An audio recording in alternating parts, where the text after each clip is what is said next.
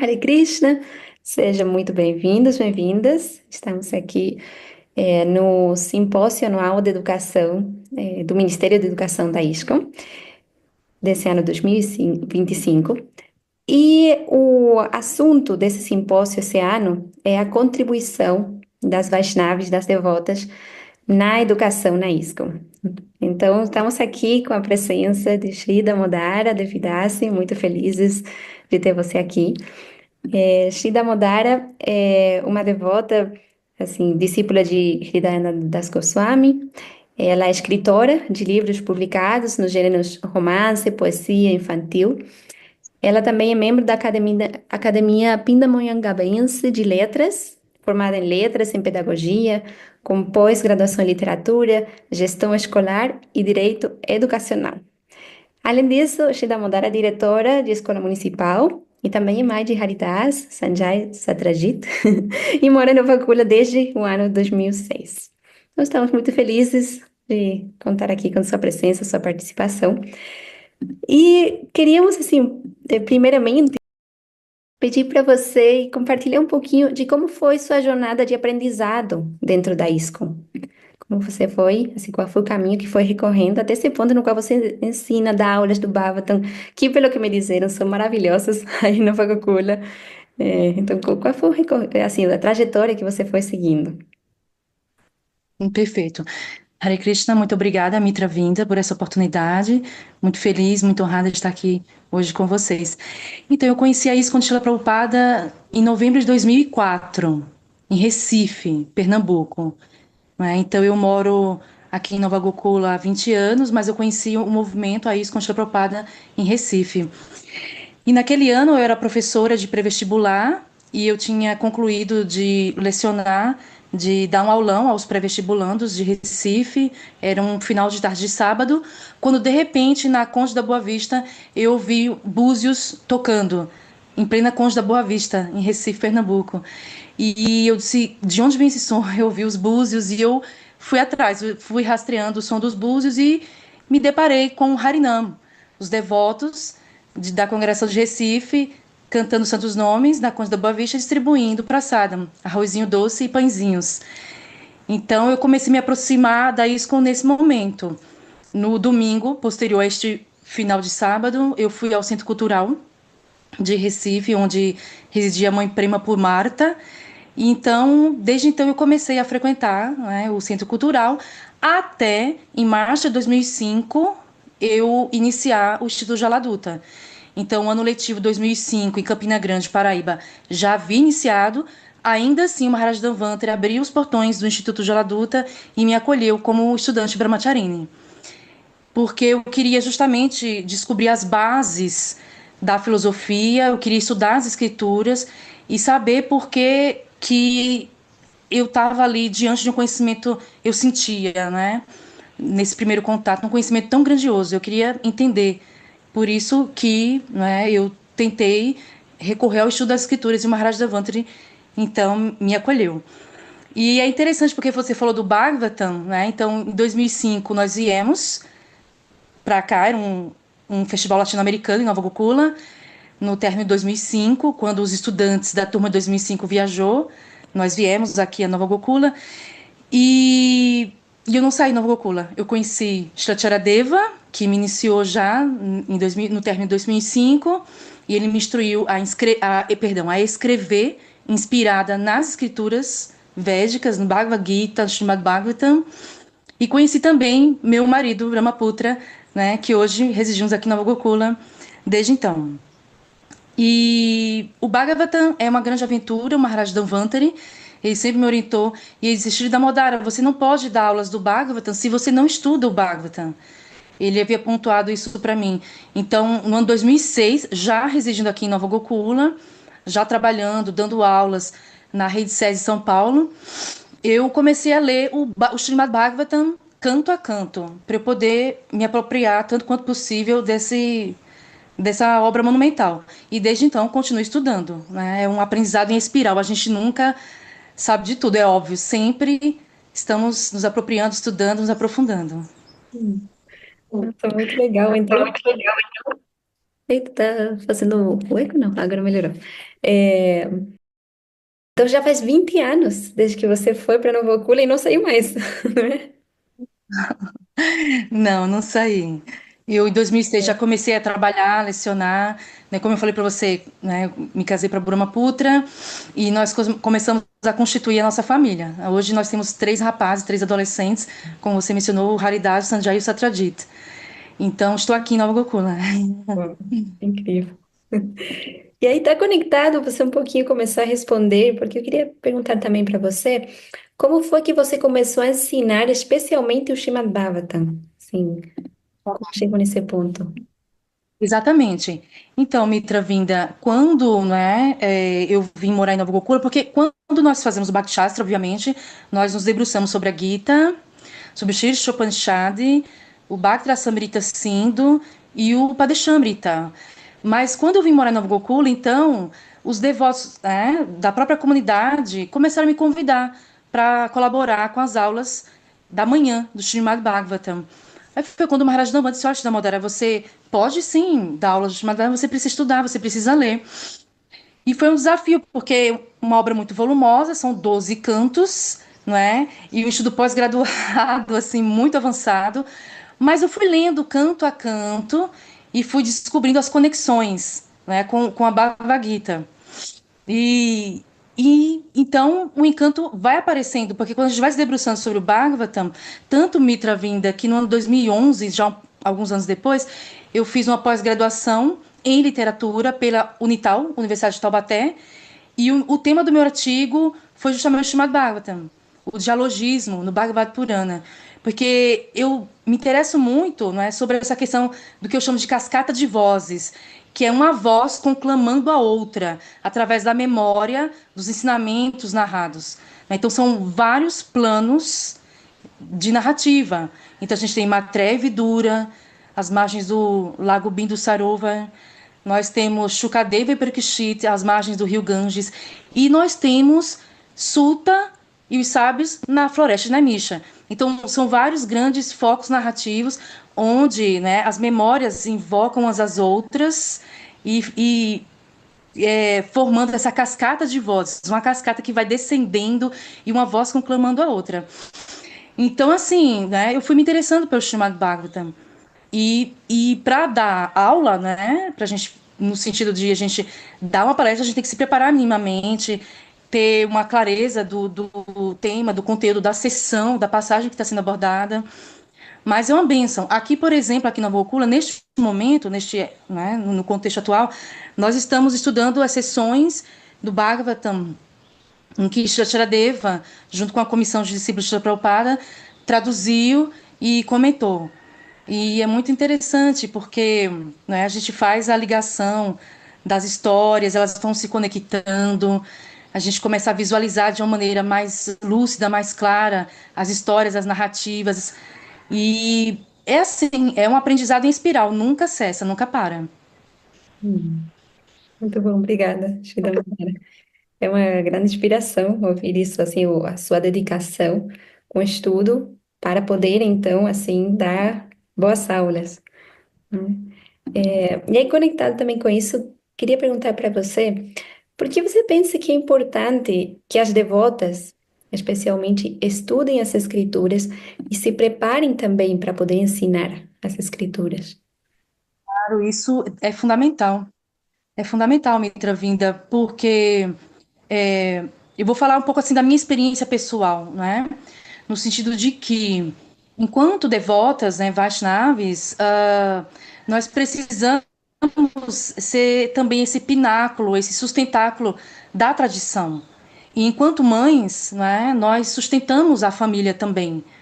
Então, assim mesmo, nós podemos ser uma fonte de inspiração para as gerações mais jovens, porque a educação é esse processo contínuo, uma geração inspirando e projetando as outras, e assim a tradição não se perde.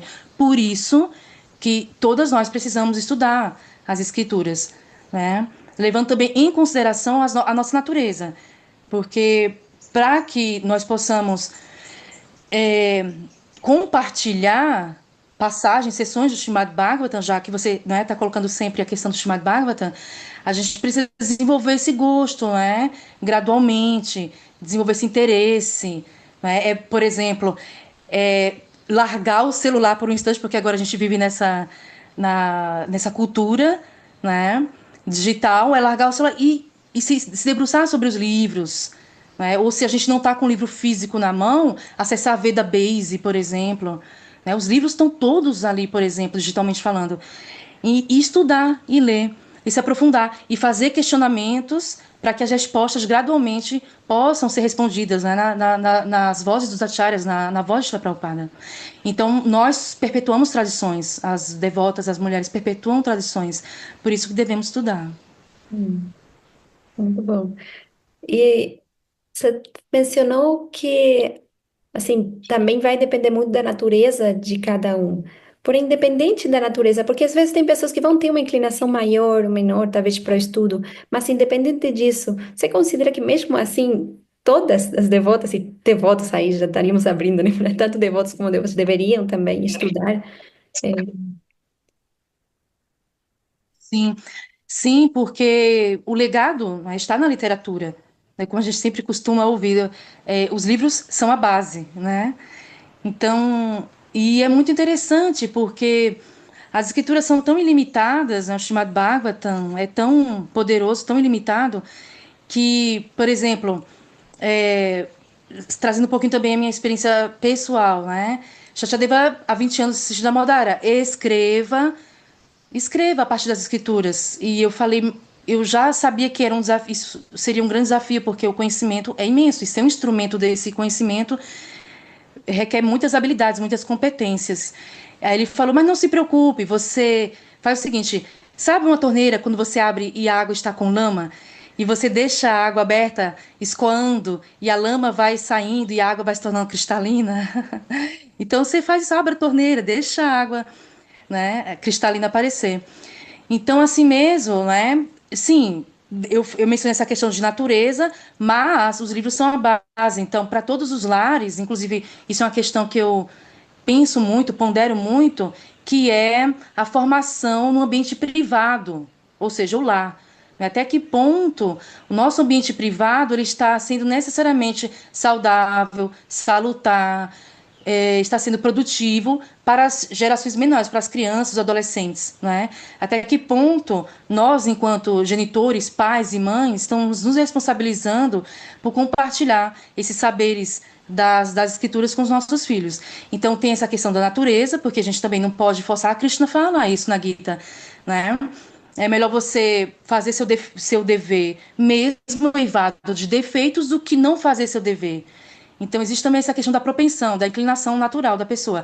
Mas, mesmo não havendo essa natureza, é importante que nós sejamos responsáveis pela formação dos nossos filhos, né? No âmbito privado do lar. Portanto, as escrituras, elas são a base, os livros são a base.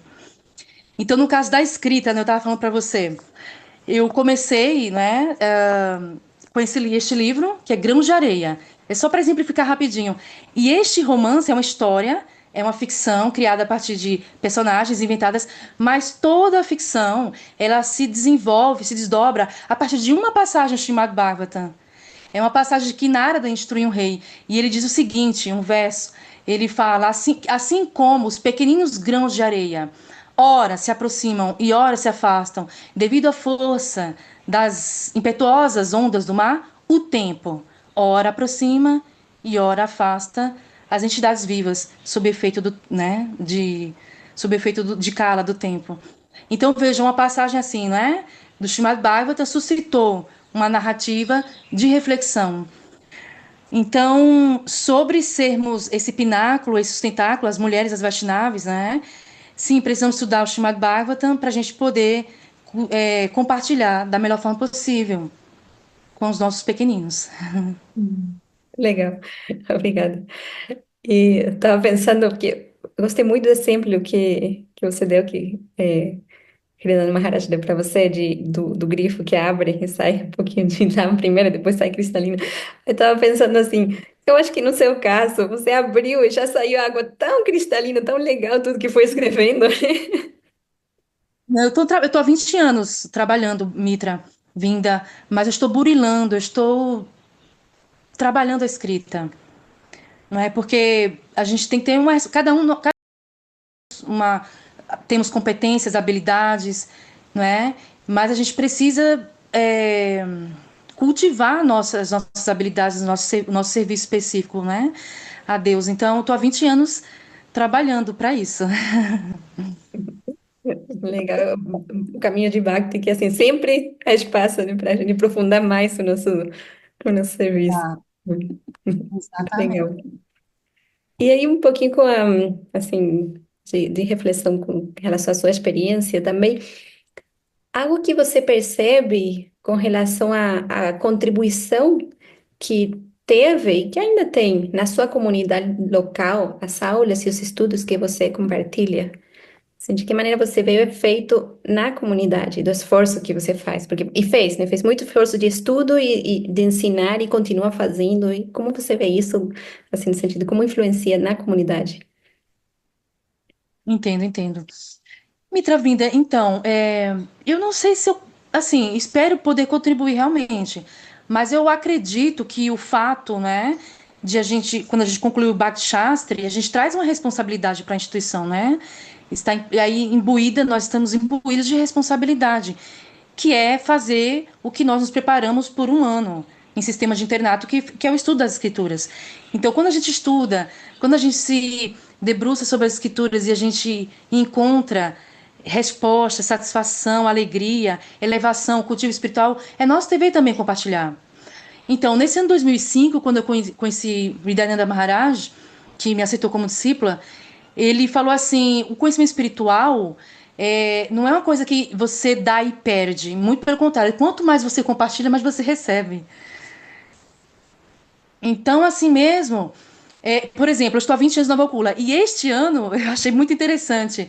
Este ano, depois, né, de 20 anos aqui, este ano eu lecionei, eu dei as aulas principais do Duradastami, Duradastami e do Balaram Purnima. Então, os três grandes festivais de Nova Gokula, deste ano 2005, os devotos acabaram assim me convidando para as três aulas desses três grandes festivais anuais aqui em Nova Gokula, né? Então, assim, é uma preparação, né? E é como eu falo, assim, eu sou uma pessoa assim um pouco, eu tenho um estilo de vida um tanto quanto reservado aqui em Nova Gokula há 20 anos, mas quando o assunto é a gente trabalhar as escrituras, lógico que dá aquele nervoso, aquele frio na barriga, é natural, mas quando eu vejo a sala do templo com os devotos, eu penso assim, isso é sadhu sangha. Como o Krishna fala, Satatan Kitayantoman, ou seja, falando sobre mim, eles se iluminam, porque é um fato. Então isso é o que eu tento transmitir para as devotas, as Vaishnavis. Tem receio? Tem, não é? Porque a gente precisa cultivar, a gente precisa se preparar, mas a gente tem que se libertar desse medo, desse receio, porque a gente vai propor, né, a efetivação desse conceito de satsanga, que é falar sobre as glórias de Deus. E assim nós nos iluminamos mutuamente. Essa é a beleza. É, nossa, que bom ouvir isso também e saber, assim, da sua participação ativa também ali em Nova Ocula. Eu vejo que isso é um grande exemplo também para outras devotas, para que possam também se inspirar e também se animar, assim, a estudar profundamente e a se animar a ensinar também. Então, é muito bom esse seu exemplo. E com relação a ao efeito que tem, também na sua visão, queria lhe perguntar como você pensa que o estudo também ajuda na expansão da consciência de Krishna, mas já pensando assim, por exemplo, no Brasil, se a gente pensar de maneira mais geral, qual é o efeito que tem esse estudo profundo das escrituras, o que teria para o Brasil como um todo, a ISKCON, né, no Brasil? Sim. Mitra Vinda, isso é muito importante, né? Porque, por exemplo, meu esposo, meu marido Ramaputra, né? Ele ministra o curso de Bhakti Yoga. E ele já, agora, recentemente tivemos a conclusão da quinta edição. Né? Então, qual a importância disso no Brasil? É que hoje a gente utiliza também os meios digitais, as salas de aulas virtual, né? E as metodologias ativas, né? Utilizando as tecnologias digitais. E, assim, o ponto é que esse cultivo responsável sério do conhecimento, no sentido ipsis literis, no sentido literal, tal qual o conhecimento proporciona essa amplificação. E o que a gente observa é que mais pessoas, sim, elas continuam se aproximando, se interessando. E igualmente, desejando cultivar e conhecer mais profundamente as escrituras. Essa é a importância. Então, a gente realmente, né, precisa continuar essa transmissão, esse compartilhamento, esse estudo, esse cultivo, esse aprofundamento, né? Por quê? Porque cultivando o conhecimento do Bhagavad Gita, do Srimad Bhagavatam, qual é o resultado, né? A educação ela é científica. Krishna explica, esse é o rei da educação, esse é o rei do conhecimento, da sabedoria, e ela é ciência. Shraddha tem colocado isso pontualmente também. Porque se nós pensarmos mesmo nos nossos parâmetros ocidentais, o que é a ciência? Nós temos um problema, nós precisamos lançar mão de possíveis estratégias e ferramentas para solucionar essa problemática e testar se essas ferramentas utilizadas, essas tecnologias utilizadas estão atenuando o problema. E a gente tem problema mesmo, que é, né, nós estarmos realmente identificados neste mundo, que é belo. Aqui na Vocula, por exemplo, é um lugar paradisíaco. A gente sabe que, de acordo com as escrituras, contemplar a natureza de Deus é um dos passos de transcendência, a gente sabe disso. Mas não é o limite. O belo céu não é o limite. O belo céu estrelado de Nova Gokula de madrugada não é o limite. Mesmo, né, a gente observando essa beleza da natureza. Então, nós estamos num mundo, né, no ciclo do samsara, nascimentos e mortes. Então, a gente tem sim o problema. E Prabhupada, todo o Siddhanta, toda a conclusão que Prabhupada legou ao Ocidente é sobre isso, né, que nós estamos girando vida após vida em formas diferentes e sofrendo. Então, o conhecimento do Bhagavad Gita é científico porque gradualmente ele vai nos trazendo essa iluminação que você falou, essa luz do conhecimento e gradualmente nos livrando das amarras e sofrimento, da ansiedade, da dor, bhaya, do medo e realmente experienciando de uma forma prática e efetiva Shanti, paz. Como o Krishna fala na Gita, né? No capítulo 5, Bhoktaram Jagatapasan, Sarva Loka Maheshwaram, Suidam Sarva Bhutana Gyatwamam Shanti, Richati. Então, quem desenvolve esse conhecimento sobre mim, né, sobre Krishna, Gyatwa, né, Man Shanti, alcança a paz. Que é o que a gente está precisando. Mesmo na educação laica, por exemplo, você mencionou, sou diretor de escola, eu vou para o meu 5º ano de gestão de escola municipal. A gente tem uma lei aqui no Brasil, que é a Lei 13.663 de 2018. É obrigação, é dever das escolares desenvolverem estratégias que estabeleçam a cultura de paz nas escolas. Mas a gente não sabe como fazer, as pessoas não sabem ainda como fazer isso. Porém, a legislação ela é inteligente, ela segue Bhagavad Gita, a gente só não sabe como aplicar. Então, estamos precisando da gênese do conhecimento na sua origem. Legal. Parece ser algo, ao mesmo tempo que tem essa transformação interna profunda, está diretamente conectado também com o humor desse Chaitanya Mahaprabhu, que você também começou falando essa questão de como vai se irradiando também aquele conhecimento. Então, tem os dois propósitos completamente unidos no estudo. Então, é essencial É mesmo. verdade. Muito bacana.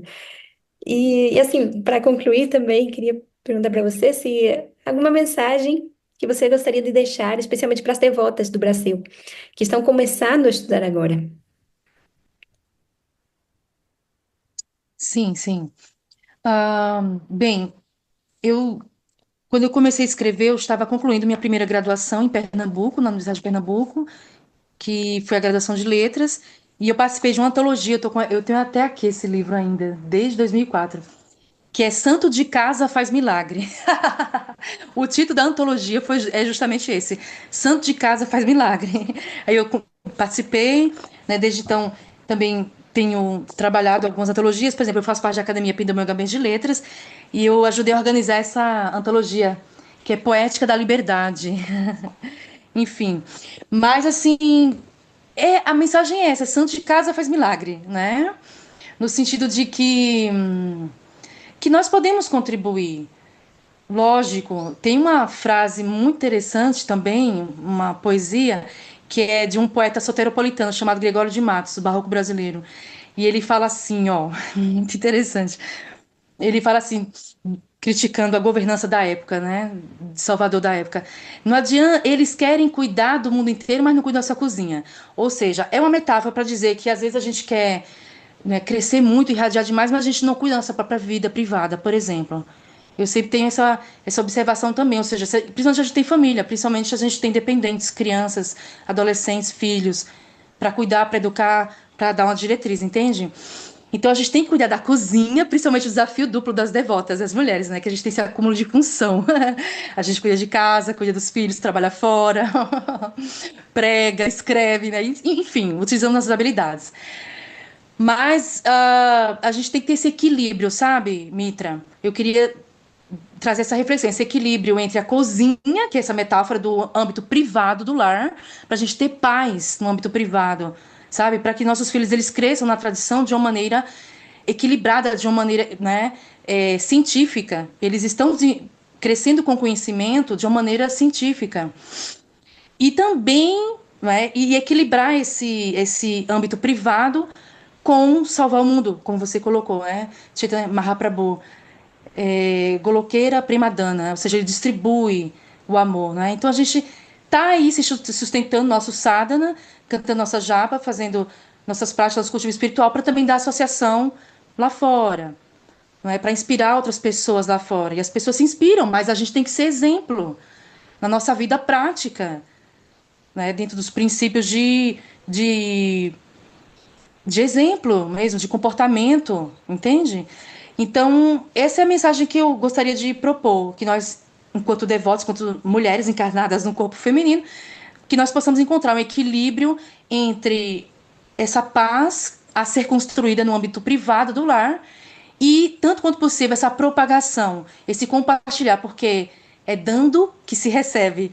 Então, quando a gente é instrumento, a gente também está se cultivando. Muito profundo. Ai, muito obrigada, Shida Mudara. Eu me sinto Me muito permite honrada aqui. concluir recitando um poema? Sim, por favor. Então, sobre a história de abrir a torneira e deixar a água sonar cristalina, esse poema é do meu livro A Mágica, Essência das Coisas. E ele diz o seguinte: Jovem eternidade, busquemos o caminho das flores do prazer e da união. A paz não se faz presente num coração sem cultivo. Os santos estão corretos. É dada a chance ao homem para se encontrar no paraíso. Basta querer, basta acreditar, basta acolher após plantar. Os céus não são de graça, porém, estar nele de fato não é uma promessa insana, não é mais uma utopia humana. Sobre rochedos, sobre árido deserto, tu me levas. Alcançar-te é alcançar a paz. Porém, ainda tememos a paz, nós que estamos encarcerados em formas mortais. Mas, se acharmos, mesmo que por segundos fracionados, os teus olhos, triunfaremos por uma eternidade. Hare Krishna, Tasgashra Prabhupada. Que lindo. Muito, muito obrigada, Shida Mudara. Tem Obrigada. sido uma honra, assim, poder Sucesso. contar com a sua presença aqui e realmente ser uma grande inspiração para todas nós. Então, eu agradeço profundamente por todo o seu esforço, sua vida dedicada ao serviço tão amoroso e tão doce. E realmente, assim, um prazer para mim também estar aqui, ter tido esse tempinho de conversar com você. Gratidão. Foi um Até a prazer. próxima oportunidade.